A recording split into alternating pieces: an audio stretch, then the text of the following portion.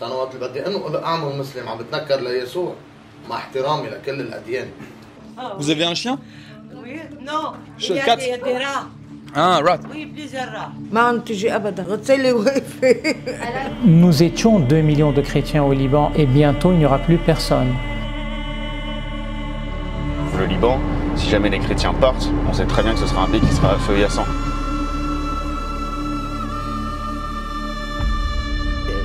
الأكل يعني أو الكهرباء أو الماء والحياة كلها بالإجمال كثير صعبة.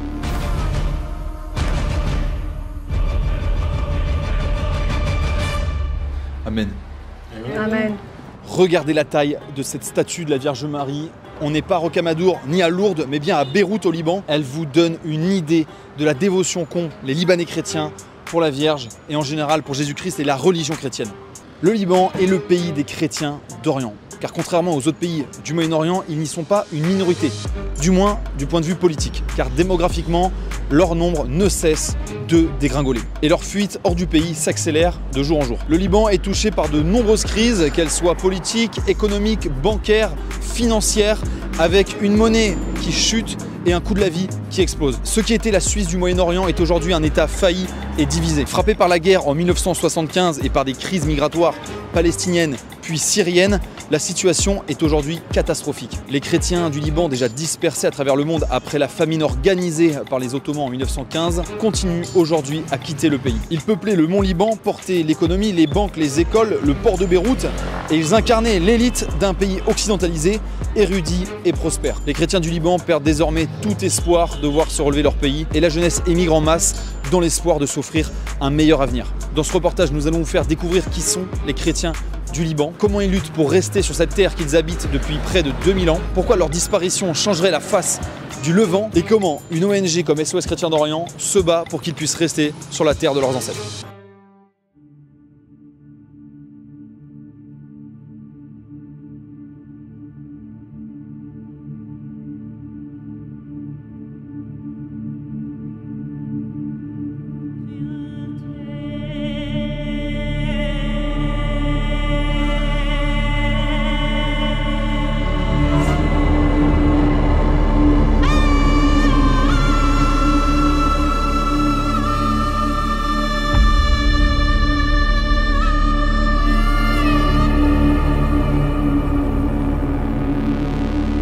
Nous étions 2 millions de chrétiens au Liban avant l'explosion du port le 4 août 2020. Nous étions 2 millions. Je crains qu'on soit la moitié aujourd'hui.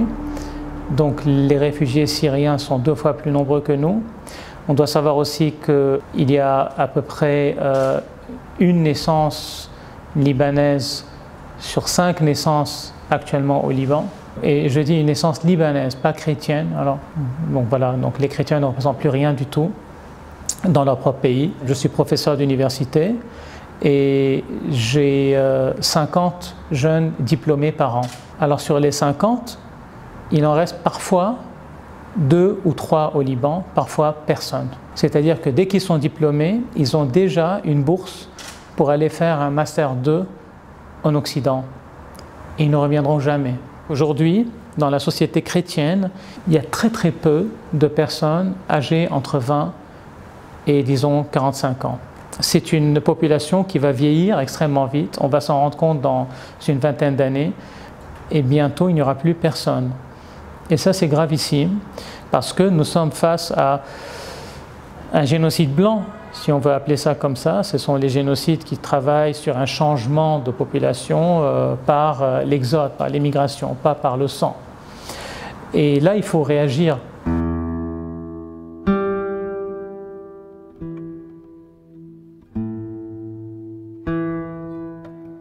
SOS Chrétiens d'Orient, il y a 3 objectifs principaux. Le premier objectif de SOS Chrétiens d'Orient, c'est de faire rester les chrétiens. Pourquoi? Parce que c'est une catastrophe dans tous les pays du Moyen-Orient malheureusement. En Irak, depuis l'invasion en 2003 par les Américains, c'est une catastrophe. Il y avait presque 2 millions de chrétiens, aujourd'hui il ne serait plus que 200 000. En Syrie, c'est pareil, c'est une catastrophe. Et maintenant au Liban, pour des raisons différentes, parce qu'il n'y a pas la guerre ou il n'y a pas eu de persécution comme il y a pu y avoir dans d'autres pays, mais tous les chrétiens veulent se barrer à cause de la situation économique. Donc nous, en fait, on essaie de freiner un petit peu ce départ des chrétiens. Pourquoi? pour différentes raisons. Pour ceux qui sont chrétiens comme moi, tu vois, pour nous, c'est un drame d'un point de vue spirituel que les chrétiens partent. Mais au-delà, même pour ceux qui ne sont pas chrétiens, c'est un drame civilisationnel, c'est un drame culturel, c'est un drame, vraiment un drame à partir du moment où il n'y a plus de chrétiens au Moyen-Orient. Le Moyen-Orient n'est plus vraiment le Moyen-Orient, tu vois. C'est-à-dire les chrétiens sont une partie intrinsèque du Moyen-Orient. Et si jamais ils disparaissent un jour, ce serait une perte d'identité de la part pour le Moyen-Orient. Le Liban, si jamais les chrétiens partent, on sait très bien que ce sera un pays qui sera à feu et à sang. Pourquoi? Parce que ça se confrontera forcément, ça se transformera en conflit sunnite-chiite et qui finira dans un bain de sang. Donc en fait, les chrétiens ont toujours été là aussi un petit peu comme facteur de paix au sein justement des communautés, des différentes communautés au Liban. Donc la présence des chrétiens au Liban est fondamentale pour plein de raisons, historiques, culturelles, civilisationnelles, d'équilibre également entre communautés, de paix, etc. Donc nous en fait notre premier rôle, c'est de mettre en place des projets pour faire en sorte que les chrétiens puissent rester. Et c'est de créer les conditions pour qu'ils puissent rester. Après malheureusement on est aussi amené à faire un peu d'aide d'urgence, mais on évite en fait, on préfère plus dépenser, mais d'une meilleure manière pour rendre la personne indépendante. Parce que donner de la nourriture, c'est bien, mais au bout d'un mois, la boîte, elle est finie, la nourriture est finie, en fait, on n'a rien résolu. Alors que si on donne du travail aux gens et si on leur donne la possibilité d'être indépendants et de travailler, c'est parfait. En fait, un humanitaire qui fait bien son travail, c'est tout simplement une personne qui aide une fois le bénéficiaire et c'est tout.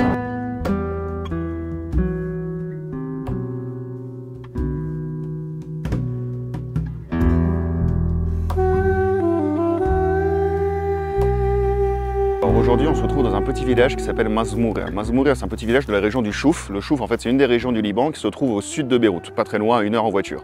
Et en fait, c'est une région très connue au Liban qui est composée principalement par deux communautés, les chrétiens et les druzes. Et donc, en fait, nous, SOS Chrétiens d'Orient, on a voulu venir en aide en fait, aux populations chrétiennes de cette région-là. Comment? Eh bien, via un projet de plantation de thym. En fait, on a donné la possibilité à 80 familles de pouvoir justement planter leur thym, l'irriguer, etc. Donc, on a financé l'installation du système d'irrigation et également les formations justement pour pouvoir faire pousser ce thym. Et donc c'est ce qu'on va vous montrer aujourd'hui juste derrière. On va rencontrer Naïm qui est un de nos bénéficiaires et qui va vous montrer justement les plantations de thym, le système d'irrigation, comment ça va fonctionner. Donc là on a typiquement un exemple de plantation de thym qui a fonctionné avec justement le système d'irrigation. Donc ça veut dire de là jusque là-bas. Là-bas vous pouvez apercevoir Naïm et donc qui a utilisé toutes ces parcelles de terre pour planter son thym justement. Donc voilà, et on voit que c'est une réussite et donc on est hyper content de ce projet et ça lui fait quand même un bon rendement financier mensuel. Donc voilà, au total ça fait plus de 80 bénéficiaires et voilà, Naïm était un très bon exemple et il a dit que ça marchait très bien, que ça demandait beaucoup de travail en effet, mais que voilà, le résultat est là, donc c'est vraiment une super nouvelle. On les plante en mois d'avril, le mois 4, nous sommes en mois 10, 6 mois, septembre, on le coupe. Ok, d'accord. Il fait 20 kilos de za'atar. Okay. 20 kilos.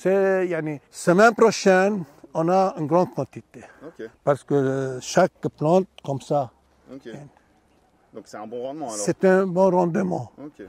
S'il n'y a pas le Jam'iyya, l'association SOS de chrétiens d'Orient, nous ne le faisons pas. C'est très bien pour nous, c'est très bien. Et nous remercions cette SOS parce que nous aide à continuer le vivre.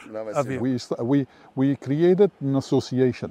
After the project itself, we created an association.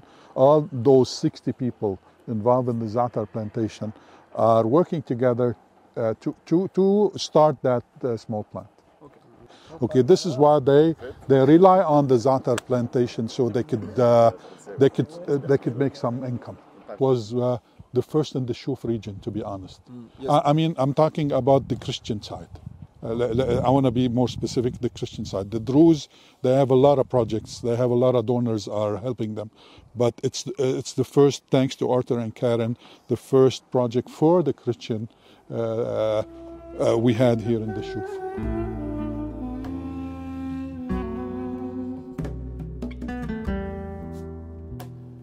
Nous, on a fait ce projet-là dans plusieurs petits villages qui en fait sont assez collés, tu vois, c'est à 5 minutes à chaque fois chaque village, et on a fait le même projet partout. Donc là, aujourd'hui, on va voir justement Joseph, qui lui a du coup 1000 mètres carrés, et comme vous pouvez voir, il a installé tout le système d'irrigation, etc. Et il fait pousser son za'atar grâce justement à l'aide apportée par SOS Chrétiens d'Orient.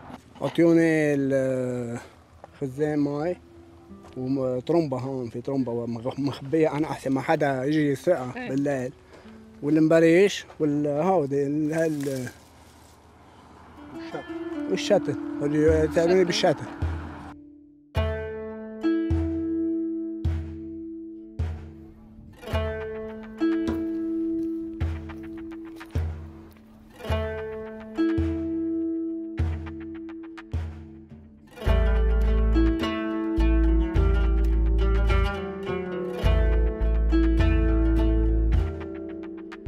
Après la guerre, il y avait une guerre avec les Druzes dans les Médinés, les années 80.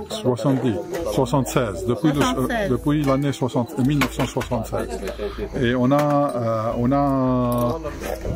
revenu ici à peu près le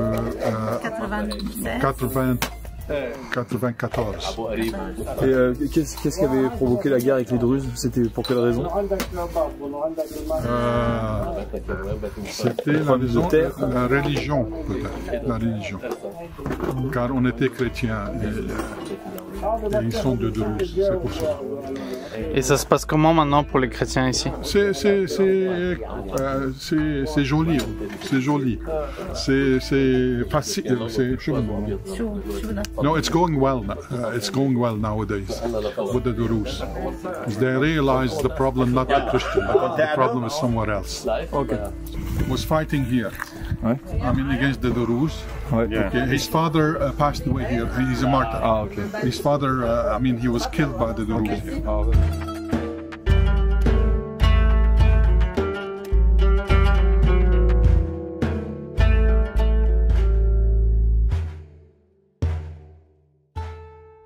Et le deuxième objectif, et c'est pour ça qu'on va à Tripoli aujourd'hui, c'est de recréer du lien entre justement les chrétiens d'Orient et les chrétiens d'Occident, entre les Occidentaux et les chrétiens d'Orient. Donc c'est pour ça qu'on a des volontaires que vous avez rencontrés cette semaine, qui viennent ici sur le terrain pour vivre auprès de ces communautés chrétiennes, pour apprendre qui sont ces chrétiens d'Orient, qui sont ces Libanais chrétiens, comment ils pensent, comment ils réfléchissent, comment ils prient, comment ils mangent, comment ils dansent, comment ils boivent. C'est vraiment essayer de comprendre qui sont ces chrétiens libanais et à quoi ils sont confrontés au quotidien. On voit à quel point les chrétiens libanais sont tellement attachés à leur foi. C'est quelque chose, par exemple, que nous, en France, on est en train de perdre complètement. On est en train d'oublier nos racines chrétiennes, on est en train de mettre ça de côté. Et bien, venir ici et découvrir que ces chrétiens libanais, ils sont énormément attachés, ils donneraient leur vie, justement, pour qu'une croix soit accrochée dans leur quartier, dans leur maison, dans leur ville, c'est quelque chose, nous, à laquelle on n'est plus du tout confronté en France. Donc Tripoli est une ville qui souffre énormément, mais il y a quand même une communauté chrétienne. Donc en fait, Tripoli, elle est fait un petit peu comme dans toutes les villes côtières au Liban, comme Saïda, Tyr. En fait, avant, historiquement, c'était des villes à majorité chrétienne. Et après, petit à petit, face à la pression démographique, les chrétiens ont décidé de s'installer dans les hauteurs. Donc si vous allez à Saïda, par exemple, vous trouverez tous les chrétiens dans les hauteurs de Saïda. Si vous allez à Tripoli, vous trouverez les chrétiens dans les hauteurs de Tripoli. Mais il y a encore, on va dire, quelques chrétiens, souvent qui n'ont pas les moyens en fait d'acheter une maison dans les montagnes, dans les hauteurs, et qui du coup vivent encore au milieu de la ville. Donc on peut en trouver quelques-uns à Saïda, quelques-uns à Tyr, et également à Tripoli, dans ce quartier de Mina, mais pas seulement. Zari et aussi à Kobe, il y a différents quartiers en fait à Tripoli où on peut encore trouver des chrétiens.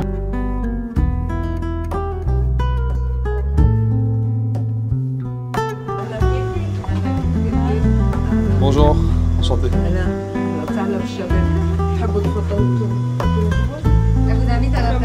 Merci.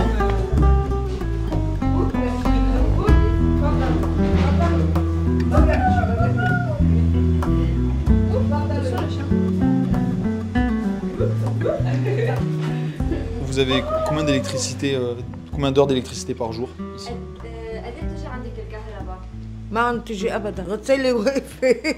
Combien de personnes habitent dans cet appartement? Là, il va y avoir des coupures d'eau dans tout Tripoli, etc. Comment elle va s'organiser pour faire sans cette eau courante qui va être bloquée? أنا عندي بير برا بسحب منه بس ما في كهرباء عبي الأذان فوق بترجع بتنزل على الغسالة هلا ما في كيف يعني المي بسحبها لأنه ما في كهرباء لأسحب من الحنفية العادية نحن اخدين 1 أمبير ما براد له سنة ما صندوق Elle dit c'est comme une armoire. حتى هيدا يعني ما فينا نحط شيء كله بعفن. Il y a des bêtes à l'intérieur.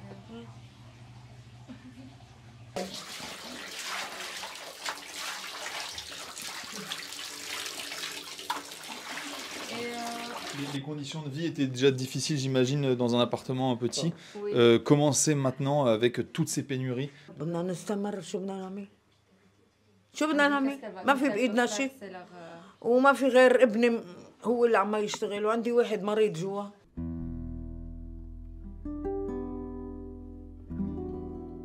Et voilà, maintenant l'électricité s'est coupée.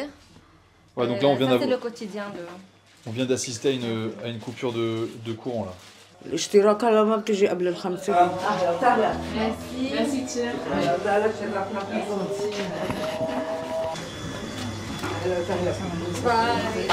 Elle dit que vous êtes les bienvenus. 4 days, no water. How do you manage it? Like any people, we buy it. So it's more money to spend. Yes, more money expensive. Yeah. Ils avaient déjà pas beaucoup d'électricité, donc pas capable de faire fonctionner des appareils électroménagers plusieurs à la fois. Maintenant, il manque d'eau parce qu'il faut de l'eau pour que les pompes fonctionnent. En plus de tout le reste qui coûte extrêmement cher, que les gens ne peuvent pas se payer. Donc en fait, ce que disent souvent les Libanais, c'est qu'ils sont passés du tiers-monde au quart-monde. Parce que là, on a des gens qui vont devoir mettre de l'eau dans des bassines pour faire leur lessive ou juste se doucher. Donc c'est une situation, on a l'impression d'être dans un pays sous-développé d'Afrique, alors que le Liban avait des capacités énormes, était un pays plutôt en avance par rapport au reste du Moyen-Orient. Merci. Vous avez un chien? Oui, non. Il y a des rats. Ah, un rat. Oui, plusieurs rats. Donc vous avez un générateur, parce que tout à l'heure l'électricité s'est coupée chez une dame. Oui, il y en a un générateur en ampère, oui. Oui, elle a pris elle aussi un ampère. Oui. Quelle est la chose la plus difficile qu'elle doit subir avec tous ces problèmes? Tout est difficile. سي الأكل يعني أو الكهرباء أو الماء والحياة كلها بالإجمال كتير صعبة. Et les médicaments? Les médicaments? Oui, trop cher. Vous avez besoin de quel genre de médicaments là? J'ai la diabète et ضغط. Tension. Oui. Il y a beaucoup de Libanais qui ont du diabète et des problèmes comme ça. Oui. Tension, cholestérol. Oui, cholestérol, oui. Deux. ما فيك تجيبي شيء. ما فيك تجيبي تحطي شيء. كله بتكبيه الخبز يعني عم نجيبه وعم نكبه بعد يوم. في اشياء كثير ما عم نجيبها. في كثير اشياء ما عم نقدر نجيبها. يعني ما بقى مثل الاول، انت بتعرفي الاحوال حالنا بحال كل اللبنانيه مش وحدنا. هي لي فياند لا فياند اي لو تشيكن ما بعرف شو بيقولوا انه هذا ما بقى تجيبه بالشهرين 3 مرة. يعني سي ترو شير. Oui. Quelle est l'importance des ONG dans votre vie du coup? الجمعيات كتير عم بتساعد، حرام يعني ما حدا مقصر، خصوصا بتعرفي انت مؤسسة الطوارئ وان كان راندي البرد وان كان اي من الكنيسة او عرفتي كيف؟ انه في ناس بتطلع فيكي، يعني بنقول كتر خير الله يعني حجة بتسند خابية، عرفتي كيف؟ انه لو ما هيك يمكن كنا فرطنا من زمان، كنا وعنا بأرضنا والله. Merci beaucoup, merci beaucoup madame, bon courage. Bon courage, j'espère que la situation va s'améliorer pour vous.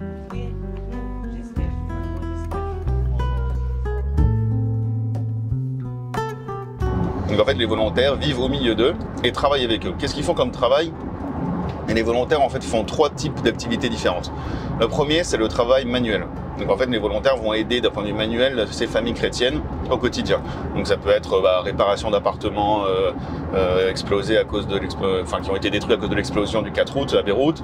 Ça peut être aussi du travail dans les champs, dans la Beka. Ça peut être aussi des réparations de maisons à Tripoli par exemple, où ils vont aider dans les travaux. Ça peut être le ramassage. D'ailleurs, en ce moment, c'est la saison des olives. Donc il y a les volontaires souvent qui vont dans les monastères aussi aider justement au ramassage d'olives, etc. Le deuxième type de travail, on va dire que c'est le travail avec l'éducation, avec les enfants. Donc c'est pour ça aussi qu'on va à Tripoli aujourd'hui pour voir le centre éducatif de SOS Chrétien d'Orient qui a été créé là au début de l'année et où on y organise des cours de français, des cours d'anglais, des cours de mathématiques, des cours d'arabe, des cours de piano, des ciné-clubs, etc. Enfin bref, tout ce qui concerne en fait la jeunesse en général.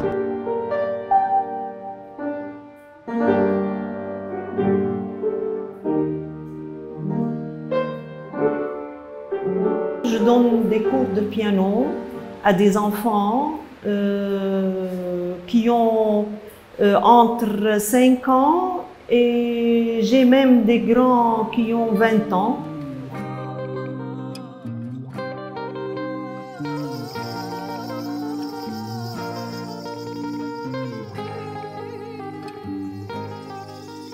Une autre institution a un rôle fondamental pour les chrétiens du Liban et pour les Libanais en général. Ce sont les écoles chrétiennes. 2/3 des Libanais seraient passés par ces écoles au cours de leur scolarité. Elles sont bien souvent d'un meilleur niveau et les élèves peuvent y apprendre le français et l'anglais, dispensés souvent par des sœurs maronites. Nous nous rendons à Armeïch, dans le gouvernorat de Nabatieh, à quelques kilomètres de la frontière avec Israël, l'ennemi juré, en pleine région chiite, dans une école des sœurs Antonines. Dans cette zone, les partis chiites Hezbollah et Amal affichent partout leurs martyrs tombés contre Israël, car ce district a été durement touché par la guerre entre Israël et le Hezbollah en 2006. Il n'y a pas de conflit. On vit ensemble calmement jusqu'à présent. Espérons que ça demeure. Oui, on n'a pas cet esprit qu'ils sont chiites, nous sommes chrétiens. Oui, on vit ensemble comme des familles. Nous sommes tous des Libanais. Ils respectent ça. Déjà, ils sont venus chez nous et ils savent déjà que nous sommes une école catholique. Et même dans la vie au quotidien, il y a beaucoup d'échanges entre les villageois, la vie sociale. Donc c'est un mélange, nous sommes un seul peuple, un peuple. SOS Chrétiens d'Orient apporte son soutien à plusieurs écoles du sud Liban qui permettent aux chrétiens de rester et d'endiguer leur fuite massive vers Beyrouth puis vers l'étranger. Madame Colette, libanaise et prof de français, n'a pas encore cédé à l'exil, mais au sacrifice de l'expatriation de son mari. Comme beaucoup de Libanais, l'un des moyens de rester dans le pays est d'opter pour le célibat géographique. Quelques semaines après la naissance de son dernier enfant, le mari de Madame Colette est déjà reparti. Mon mari était directeur de succursale. La banque où il travaillait, elle a été fermée pour quelques années. Il est resté à peu près 3 ans sans travail. Maintenant, ça fait quelques mois qu'il travaille à l'étranger. Parce qu'en fait, il n'a pas pu trouver du travail ici. Et alors vous éduquez vos enfants seuls actuellement? Alors, ce qui est bien ici, c'est que nous avons les valeurs familiales. Il y a la famille de mon mari qui est toujours autour de moi à m'aider. J'ai ma maison, bien sûr. Je m'occupe de mes enfants. Il y a les sœurs ici qui me soutiennent beaucoup. Par exemple, moi, j'ai un bébé de 2 mois et demi. Sœur Rita a fait de façon à me donner une heure libre pour que je puisse allaiter mon bébé. Donc, c'est un soutien, c'est une grande famille, si vous voulez. C'est une communauté, mais qui vit ensemble, qui se soutient pour pouvoir continuer, voilà. Oui. On a cet esprit de famille, de grande famille. Comment tu t'appelles? Maria. Maria. Alors, tu as quel âge? 13 ans. Okay. Depuis combien de temps tu apprends le français? Un an. 1 an? Oui. Est-ce que t'es pas trop perdu entre l'arabe qui se lit de droite à gauche et le français de gauche à droite? Comment tu fais? Ça va? Oui. C'est facile pour toi? Oui, c'est facile. Et qu'est-ce que tu aimes dans le français? Les textes du français. Ça te fait voyager dans un autre pays? Oui. D'accord. Qui veut essayer? Qui va essayer de dire? Il y a 2 personnes. Ok, qui? Les chaussettes de l'archi du chaise sont-elles sèches ou archi-sèches? Ouais, bravo. Les chaussettes de l'archiduchesse sont-elles sèches ou archi-sèches?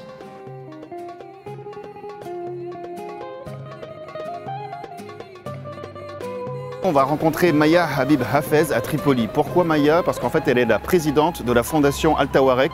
Al-Tawarek qui veut dire en fait les urgences. Et c'est en fait on collabore avec Maya et avec Al-Tawarek depuis très longtemps. En fait c'est un peu comme notre association sœur. On travaille ensemble sur tous les projets, sur les événements à Noël, à Pâques, sur les donations pour les rentrées scolaires, etc. Et ça fait depuis 2016 qu'on travaille ensemble. Et elle en fait, Maya, elle a construit son magasin solidaire. Qu'est-ce que c'est? Alors après elle expliquera bien mieux que moi. Mais en fait son objectif c'est de pouvoir justement apporter de la nourriture, des médicaments et des vêtements aux familles les plus démunies de Tripoli. Pour l'instant, elle a plus de 600 familles qui sont inscrites dans son centre et les besoins ne font qu'augmenter. Et donc, elle ne sait pas trop comment elle va faire pour justement pouvoir continuer à financer son magasin. Mais voilà, en tout cas, pour l'instant, grâce au Saint-Esprit, je pense, elle arrive à continuer à aider ces familles-là à hauteur de plus de 600 familles par mois à qui elle donne de la nourriture, des médicaments et des vêtements. Tous les jeudis, comme vous allez voir aujourd'hui, nous préparons le centre ici à côté pour accueillir les familles les samedis. Chez nous. Nous aidons jusqu'à présent 700 familles, ça fait dans les 2600 personnes dans toute la ville de Tripoli. Depuis maintenant 3 semaines, nous sommes en train de distribuer des fournitures parce que c'est la rentrée scolaire Et la fourniture scolaire coûte, les familles n'ont pas les moyens d'acheter des cahiers, des fournitures pour leurs enfants. Le cahier coûtait 2000 livres, 5000 livres, le grand peut-être 1500 le petit. Et là maintenant c'est dans les 300 000, c'est énorme, c'est incompréhensible un peu. L'inflation et on ne comprend pas. Ça, là ils sont reçus par les volontaires. Ils vont avoir des bons. Chaque membre de la famille va avoir un bon pour les habits. C'est-à-dire une famille composée de 5 personnes va avoir 5 bons d'habits. Chaque bon vaut 2 pièces, suivant l'âge. C'est-à-dire s'ils ont 2 enfants, ils vont prendre 2 bons enfants, un bon femme, un bon homme. Ça dépend des membres de la famille. Malheureusement, comme vous le savez, on le répète depuis le début de la guerre en Ukraine, les aides vers le Liban ont beaucoup diminué. Et nous, on souffre beaucoup de manque de donations. On a un énorme problème aussi, comme le lait en poudre de couches, parce que les couches coûtent trop cher. Et on a une demande énorme de couches pour adultes et pour enfants. Ça, c'est la chambre de stock des produits alimentaires. On a la climatisation 24 heures sur 24, évidemment, pour pouvoir conserver les aliments. Voilà les volontaires, bonjour. Bonjour. En fait, ici, c'est le stock. Et du coup, il y a Maria qui nous dit ce qu'on doit monter. Et après, on monte en fonction de ce qu'il y a là-haut et des familles qui viendront samedi. On monte, par exemple, elle nous dit de monter genre 2 caisses d'huile. Et du coup, on les monte et on les installe en haut dans le supermarché. نعمل لهم محل.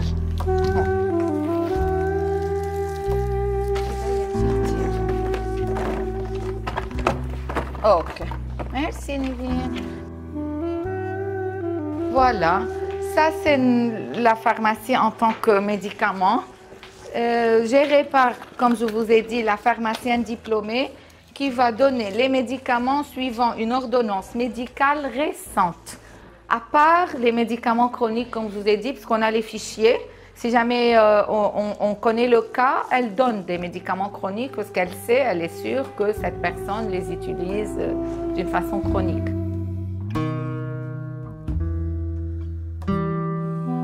Des volontaires, c'est le travail spirituel. Pourquoi? Parce qu'il ne faut pas oublier que SOS Chrétiens d'Orient, malgré le fait qu'on soit une association laïque, on est quand même une association de philosophie chrétienne.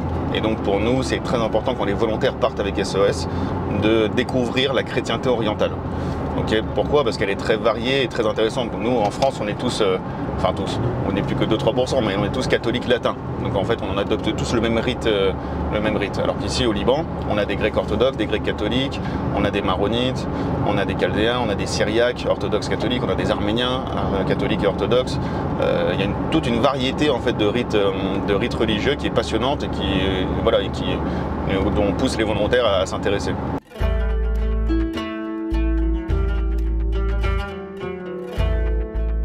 Le Bech Hamoud, en général, la plupart, ce sont des Arméniens. Même maintenant, la personne qu'on va voir, il est arménien.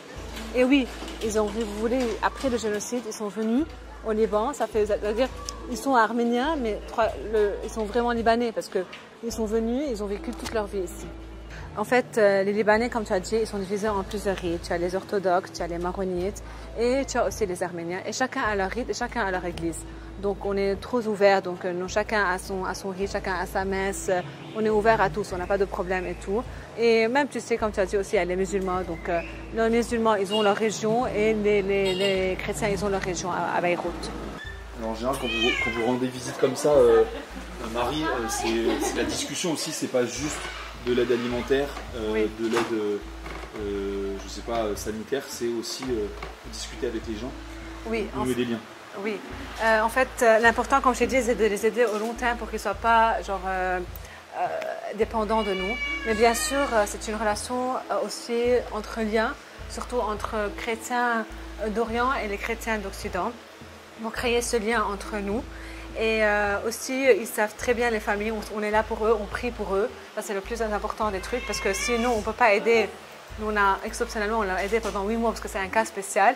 Mais en général, nous, on aide une fois, d'une façon ponctuelle, mais on essaie d'aider, comme tu as dit, sur le long terme. Donc, on n'aide pas au niveau alimentaire, ni hygiène pack. On aide, par exemple, dans des des canapés, où on répare des électroménagers, ou bien par exemple des coussins, des draps, des casseroles, tout ce qui dure dans le temps pour qu'ils sachent que genre nous on les a aidés et pour autant qu'on peut sur le long terme. C'est mieux qu'avant, mais il n'est pas comme équivalent comme pour le dollar. Oui, je vais expliquer ce qu'il veut dire. C'est-à-dire qu'aujourd'hui, si vous voyez c'est combien les alimentations ou bien les déplacements, etc. Donc comparé à ce que lui il touche en tant que salaire, il y a une grosse différence entre ce que lui il doit payer et les revenus qu'il a. Donc c'est pour ça que ça lui pose un problème. Ce n'est pas suffisant. Vous rêvez de la France? Est-ce que vous avez appris le français? Oui, j'aime parce que j'étais toujours francophone. Mon école aussi était francophone, alors j'aime cette culture, le langage, j'aime tout ce qui est à propos de Paris. Ouais. Ouais. Et est-ce que ça te fait mal au cœur de voir un peu toute cette jeunesse libanaise qui quitte le Liban pour aller en France ou ailleurs? Mais est-ce que c'est pas inquiétant pour le pays, ou bien est-ce qu'ils ont le choix ou pas le choix? Ils ont le droit de quitter. Je suis honnête avec vous, ils ont le droit de quitter, mais il faut aussi rester au Liban pour un peu encourager l'économie libanaise, parce que le Liban a besoin de nous, on ne peut pas le quitter. Je ne veux jamais quitter le Liban. Et surtout après l'explosion, il y a beaucoup de gens qui ont quitté. On ne peut pas les blâmer. Un jour, tout va revenir comme avant et beaucoup mieux, parce que le Liban a quelque chose de spécial. On ne peut pas le quitter et partir comme ça, trop facilement. Hi, ça va? نحن عم ناخذ صور بالحاله تغير كثير اشياء، غلى القسط، غلى المعيشه، صرنا نعتل هم شو بدنا نلف على المدرسه ترتينات، بس بالمدرسه عندنا لا ما تغير شيء، غيروا الانسينيانت شوي لانه بدلون، تغيروا كثير، في معلمات راحوا فلوا، بس بالنسبه لنا لحديت هلا بعد ما حسينا في شيء تغير، غير انه القسط صار بلوه وبدهم دولار فريش دولار. Et vous, qu'est-ce que ça vous apporte la visite comme ça de SOS Chrétien d'Orient? Ça vous apporte quoi?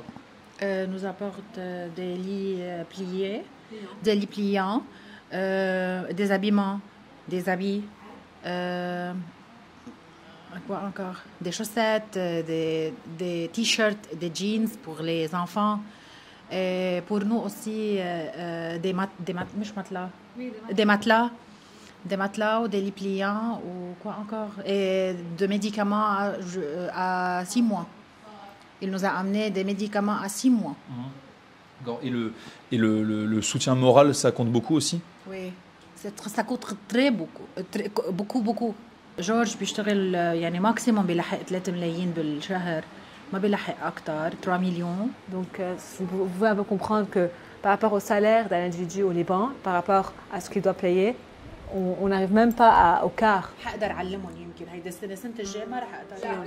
كنت على القد، وكانت يعني إذا المينيموم إذا طلبوا شيء مرة بالشهر أقدر أجيب مرة بالشهر، بس أكيد مش كل جمعة ومش كل يوم وما فيني أخذهم مشاوير، بس إنه أموال مرة بالشهر إذا قال لي ماما عبالي له شوكولا كنت أقدر أشتري له مثلا سنيكرز. وبنزل بشتغل عنده. Ok, il a dit qu'en fait il est descendu dans une région musulmane et il a dit, c'est un mec et tout musulman, et il a dit que genre non, je suis prêt à aider ta famille et tout, mais à condition que tu deviens musulman, tu travailles chez moi et tout, je suis prêt à s'occuper de tes enfants, moi leur payer et tout, mais même à condition que tu changes de religion, tu deviens musulman. Vous avez déjà songé à vous convertir du coup? فكرت شي نهار انه تكون عم تنقل دينك؟ اكيد لا. Non, jamais. اكيد إذا بدي موت، تعرف يعني موت؟ أنا وأولادي مش عندكم يسوع أبدا. Je suis beaucoup fière, car je suis chrétien. Ouais. Et qu'est-ce qui fait que vous préfériez mourir plutôt que devenir musulman, si ça peut vous apporter un confort de vie? لأنه مش بس بالأكل بيحيا الإنسان، أنا بحيا بيسوع، والوقت اللي عم بمرق فيه مش أصعب من وقت اللي انصلب هو. يعني أنا بفضل أنا موت، يمكن يجي حدا يحنن لي على أولادي طعميهم، بس بيبقوا عادينهم. بس أنا وقت اللي بدي أنه أعمل مسلم عم بتنكر ليسوع، مع احترامي لكل الأديان، أنا ما عم سب حدا، بس أنا مسيحي، تبيع يسوع تاكل، تصير معي مصاري؟ أبدا. موت والله بيرزقهم. Amen. Amen. Vous, toi, tu veux faire quoi plus tard ton rêve, ce serait quoi dans la vie? بحب أكبر بس أكبر أعمل مهندس. أول شي لأن بتطلع كتير مصاري وبدي أعيش أهلي معي بس أكبر. Moi j'aime de faire un docteur car j'aime d'aider les personnes qui sont malades. Ouais, c'est ça.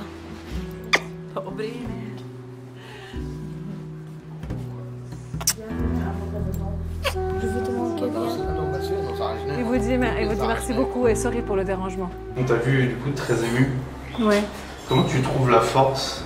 Tu sais, il y a un extrait de l'évangile qui me touche beaucoup, c'est genre les dons que Dieu te donne. Et moi, je sentis que ça, c'est un don que Dieu m'a donné, c'est une mission que Dieu m'a donnée. Je dois être forte, donc il faut continuer. C'est lui qui me donne la force pour être là pour les gens, parce que, comme ils ont dit, les chrétiens ne sont là pour l'un pour l'autre. Donc, Dieu m'a donné cette force et cette mission, je dois la continuer jusqu'à la fin et mettre, si tu veux, à part mes émotions et être forte et à savoir comment être là pour eux de la meilleure façon possible, spirituellement, moralement et matériellement. Si on veut résumer, les volontaires viennent ici pour prendre soin de leur âme et de leur corps. Un esprit sain dans un corps sain, en fait. On a même eu des volontaires de confession musulmane, des volontaires de confession juive, des volontaires athées. Nous, tout ce qu'on demande, c'est de respecter cette philosophie chrétienne de l'association. Après, ce qui se passe dans le cœur de chacun, qui croit, qui ne croit pas, etc., ça ne nous regarde pas, en fait, quelque part. C'est ça, en fait, le plus important, au-delà même du don qui va être fait à la famille, de l'aide qui va être apportée, c'est justement aussi ce partage spirituel et se rendre compte que malgré les 3000 km qui nous séparent entre Français et Libanais, cette foi, justement, nous fait rendre compte qu'on a tout en commun.